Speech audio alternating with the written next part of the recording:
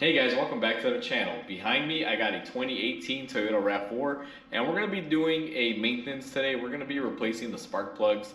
She's at 100,000 miles and it's time to replace them. So before we go ahead and begin, guys, if you haven't subscribed to the channel, hit the subscribe button down below. Definitely smash that like button because it helps the channel out. With that said, let's go ahead and get started on today's video. So we went ahead and we got our engine bay opened up. I got some lighting in here so we can see. And this is our engine. Now, when it comes to spark plugs on these Toyota 2.5 liter engines, they're as basic as they can get. It's very quick, simple, and easy, and you need minimal tools to do this. It's not like older cars where you had wires and everything all over the place. It's quite simply just 4 coil packs, 4 bolts, and taking out the spark plugs. Now, where I always like to begin is if you have this cover installed on your engine, always remove it. I call these the dummy covers or the pretty covers. It just helps dress up the engine, make it look a little bit better. However, what I find is that sometimes manufacturers will overdo it and they'll put cladding all over, and that can cause heating issues with your motor or cooling issues. Now, once we have that cover out of the way and you remove it, or if yours is missing, even better, because like I said, they kind of don't do anything. What you're going to want to do is take a 10 millimeter and we are going to unbolt our coil packs. Now, just to give you guys a little bit of a good example here, I'm going to zoom the camera in.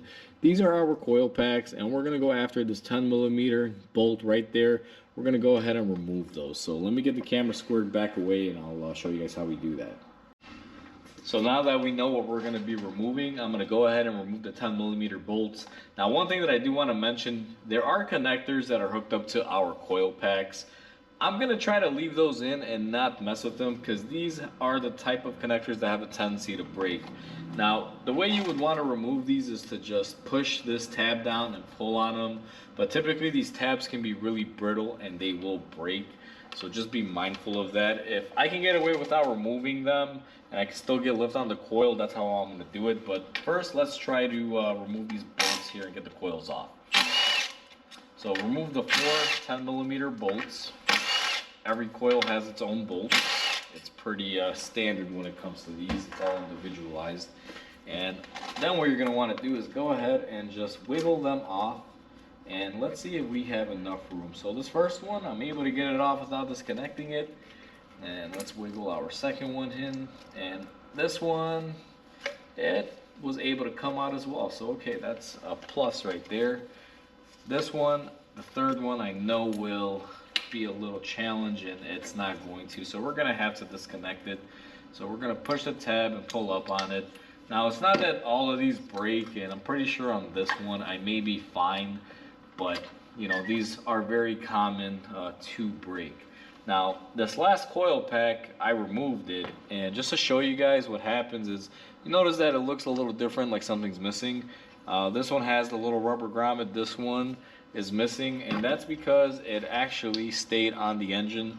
So be mindful that you get these off.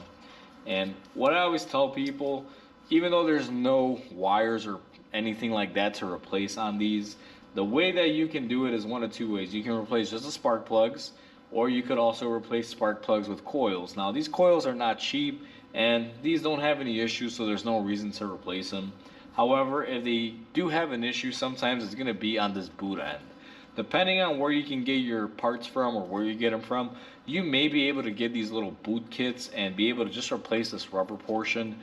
Sometimes they're available, sometimes they're not. If they're not, you're going to have to wind up buying the coil, or, you know, getting creative and reusing your coil however you prefer.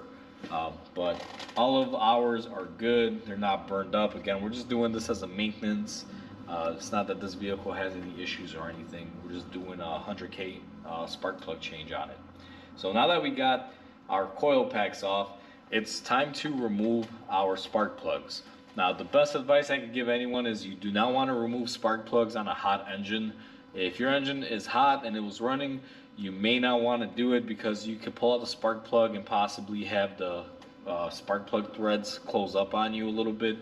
And I've never personally ran into that, but I've also never done them on a warm engine. So I can't really be the best when it comes to that. All I know is that you don't want to ever change spark plugs on a hot engine.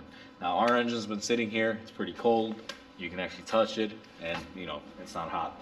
So I'm gonna go ahead and grab some tools and let's get our spark plugs out of there. What I like to use to remove them is I have my spark plug socket on my impact gun. Make sure it's in the reverse order. Now, you may be a little skeptical saying you shouldn't be using an impact gun, but I'm just removing them using the gun. I'm not installing them with them. So we're gonna take these off using that method. If not, you can, use a hand ratchet, break them all loose, remove them that way, but that's gonna take quite a bit of time. So we're gonna use this.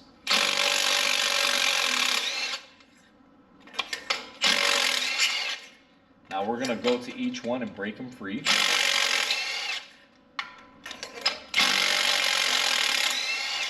And after I break them free, notice that the spark plug stayed in there. Now I'm gonna take my magnetic socket and we are going to come in here and we are going to remove our spark plugs one by one.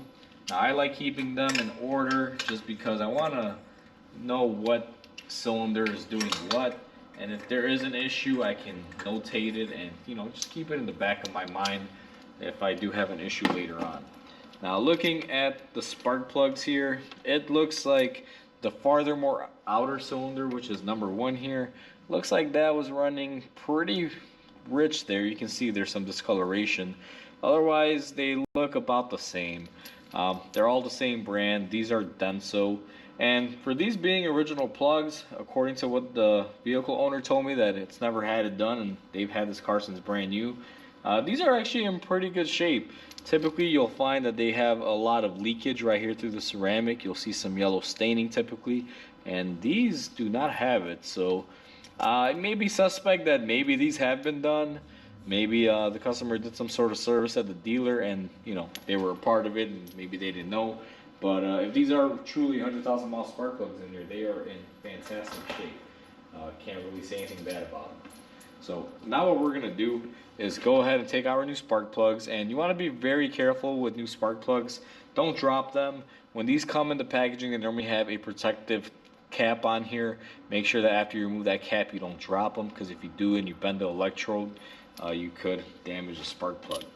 So we're gonna take our magnetic tool here, and what I'm going to do is start putting in our spark plugs. And my method is always to put them in a couple threads, just like so, and just get them threaded in there. And the main reason why I like to just hand thread them in first is because I don't like leaving anything in my engine open. When the old spark plug is out of there, if something were to fall in there right now, it could technically get inside the piston area. And if I thread all of these just a couple threads, that won't happen. So that's my method of doing it this way. Now, one thing that popped into my head that I forgot to mention earlier is that if you remove your coil pack and you find that you have oil all over the tip of your coil pack here, you're gonna be in for replacing your steel tubes that are on your valve cover, which will basically consist of your valve cover gasket and tube seals, everything being replaced. So that's a whole different job within itself. Now, not every vehicle has a tube seal. This particular one, I don't believe that can actually happen because of the way it's designed with the gasketing for the valve cover gasket.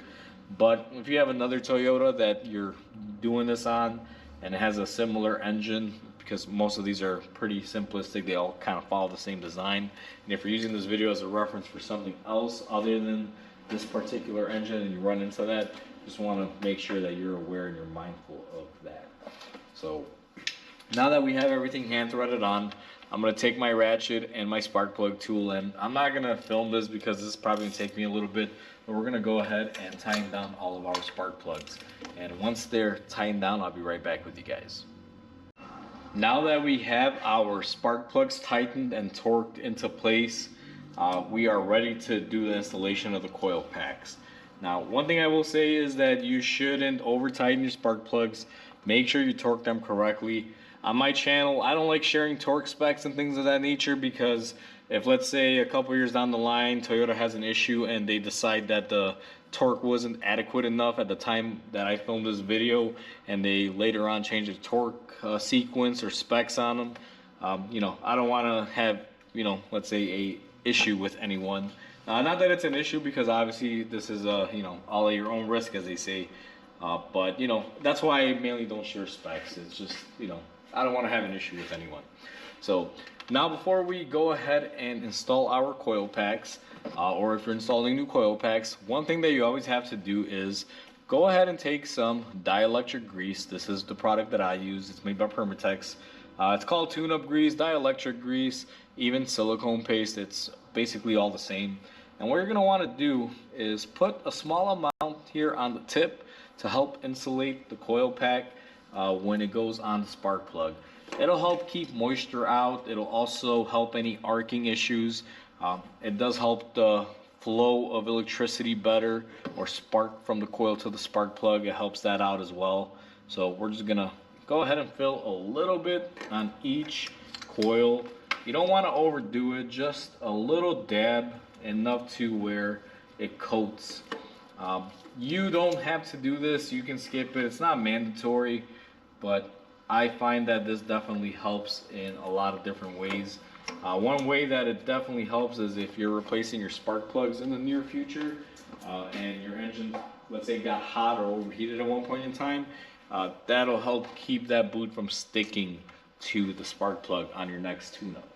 So be mindful of little things like that, because taking an extra second to do something now can actually save you a headache and a bunch of money later. For the cost of that dielectric grease, if you're planning on putting another set of spark plugs in this, you could wind up saving the coil pack boots and, you know, save yourself a bunch of money not having to buy the boots or the coil packs in the future because they were stuck together and you had to, you know, tear them off.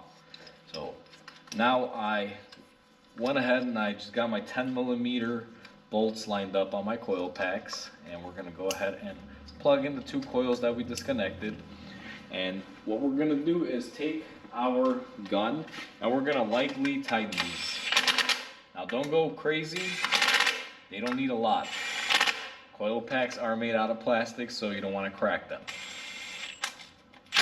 So what I do is I tighten them up just like that, and my gun is set on a low torque mode, so technically it won't even damage them. And I just come in here with my hand ratchet and I just tighten them the rest of the way. You don't have to get really crazy with these, just nice and snug. That's basically what I do with them. And no, there's no torque spec on that. Just, you know, it's a 10mm bolt. Obviously, don't overdo it. Once you have that done, you are all set. All you have to do is take your engine cover and reinstall it. If you are reinstalling it, you'll notice there's 3 little points here, and there's these little circular nubs all throughout the engine. There's 3 of them. What I like to do is line them up accordingly, and you'll hear them snap and push into place just like that. That is how you do spark plugs on a Toyota 2.5 liter. Alright, so we are all set and done. That's how easy it is to replace spark plugs on this Toyota RAV4 with a 2.5 liter. You can apply this process to a lot of vehicles in the Toyota lineup that share the same engine. It's very simple and easy. Most of them are right up top, quick, simple, easy to do. So it's not just a RAV4 that you can take this video and use it on. You can use it all across the board. So hopefully you guys enjoyed this video. Please comment, like, and subscribe because it definitely helps the channel grow. Hope you guys have a wonderful day, and I'll catch you guys on the next video.